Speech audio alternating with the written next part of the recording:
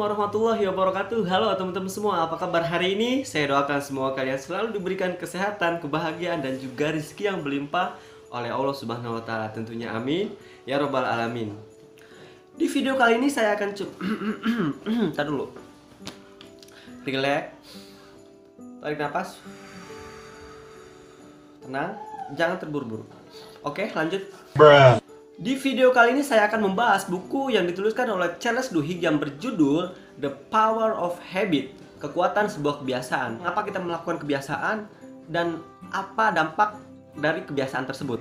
Pembahasan di buku ini sangat simpel banget, jadi dilengkapi dengan beberapa cerita dari para CEO dan juga individu yang sudah sukses di bidangnya, mereka yang berhasil merubah kebiasaan lama menjadi kebiasaan yang lebih baik lagi. Kok bibirnya merah sih? Lipstick aku habis tuh ternyata. Ini nggak pakai lipstick loh, beneran ini asli banget. Padahal nggak pakai efek. Nggak apa-apa deh, lanjut. Buku ini dibuat ketika seorang Charles gagal untuk tidak membeli sebuah cookies dari kantin kantornya, teman-teman. Padahal dia adalah seorang jurnalis yang hebat, peraih Pulitzer Prize, tetapi dia tidak tahan untuk menahan godaan dan terus membeli cookies tersebut setiap hari. Dan dia memiliki inisiatif bagaimana cara merubah pola ini, dan akhirnya dia berhasil. Setelah itu dia juga meneliti beberapa kegiatan-kegiatan dari teman dan juga perusahaan-perusahaan tertentu. Penelitian ini menjadi boom dan juga menjadi besar sampai merubah banyak sekali para karyawan dan juga para individu di dalam merubah kebiasaan tersebut.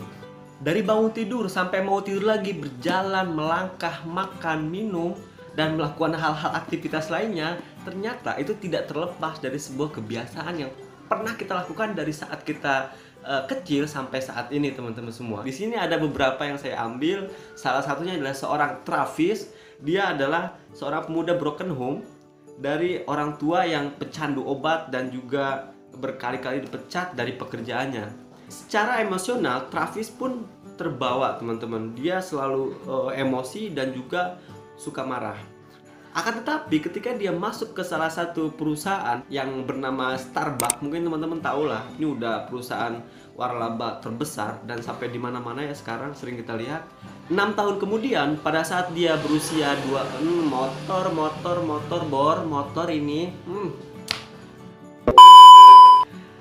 Tetapi ketika Travis mengikuti pelatihan bagaimana merubah kebiasaan, dan pada usia 25 tahun dia ternyata mengepalai 2 cabang perusahaan Starbucks.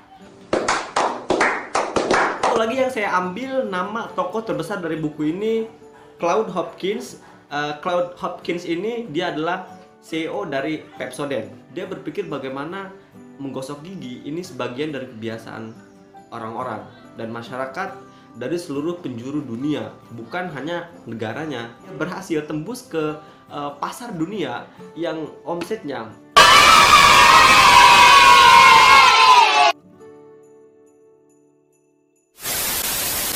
Baiklah, langsung saja untuk mengetahui bagaimana kebiasaan itu tercipta. Yang pertama, lingkaran kebiasaan.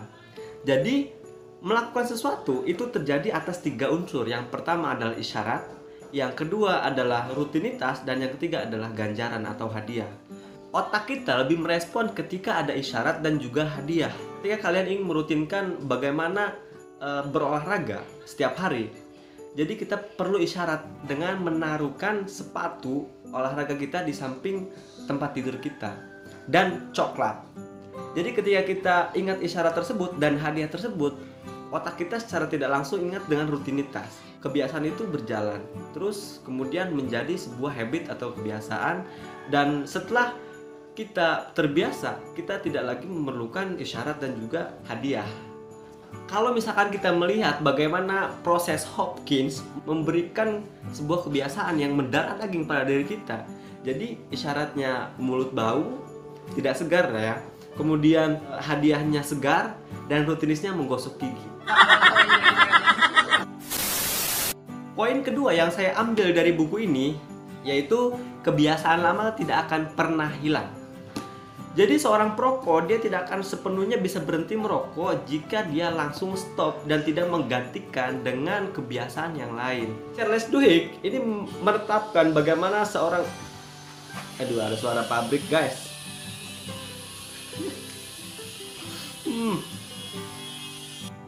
Jadi ketika ingin berubah kebiasaan seorang perokok ini, maka bukan berhenti dari rokoknya, tapi menggantikan kebiasaan merokok tersebut dengan sebatang permen.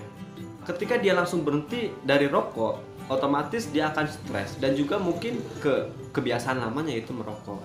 Banyaklah contoh-contoh lain bagaimana merubah kebiasaan, bagaimana mengganti kebiasaan tersebut dengan kebiasaan yang lebih positif lagi. Poin terakhir yang saya ambil dari buku Charles Duhigg yaitu fokus kepada kebiasaan kunci atau domino effect. Dalam buku ini dijelaskan ya, saat kebiasaan berolahraga tersebut terjadi, nah otomatis kegiatan atau rutinitas lainnya. Jadi ketika kita fokus pada kebiasaan kunci, maka kebiasaan positif lainnya pun berjalan secara otomatis. Ketika kita melakukan sebuah kebiasaan baru atau kebiasaan lama, kita lihat hadiah atau ganjaran dari kebiasaan tersebut itu apa? Apakah positif atau tidak? Nah, kalau misalkan tidak positif, tinggal mengganti kebiasaan tersebut dengan kebiasaan-kebiasaan lain. Oke, teman-teman semua, mungkin itu saja intisari menurut pemahaman saya dari buku Charles Duhigg yang saya ambil. Merubah kebiasaan memang tidak mudah, tetapi tidak terlalu sulit juga. Dengan kesungguhan dan juga niat bagaimana merubah hal tersebut untuk menjadi hal yang lebih positif lagi, kita pastikan bahwa hal tersebut bisa berjalan otomatis dan bisa memberikan efek yang lebih baik untuk kehidupan kita. Halus bisa. Bagi teman-teman yang sudah membaca buku ini, silahkan komen di bawah, dan bagi yang belum, silahkan beli bukunya banyak ya di toko-toko buku, tentunya bukan di toko material. Salah kalian beli. Kalau misalkan ada hal-hal yang kurang mengenakan ketika saya memberikan, kalau misalkan ada hal-hal yang kurang begitu, baca lebih detail lagi, silahkan beli bukunya. Ya. Yang pasti buku ini Tadi ngoceh mulu loh. apa sih ya Allah? Ini Mungkin lagi, kamu kurang ini belum. Jadi bagi kalian yang jadi buku ini sangat cocok sekali bagi kalian yang ingin jadi kalian kamu sih bikin nggak fokus nih. Kita contoh kebiasaan baik dari mereka. Itu dari gua. Itu dari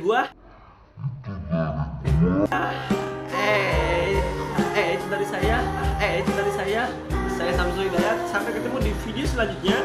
Assalamualaikum warahmatullahi wabarakatuh.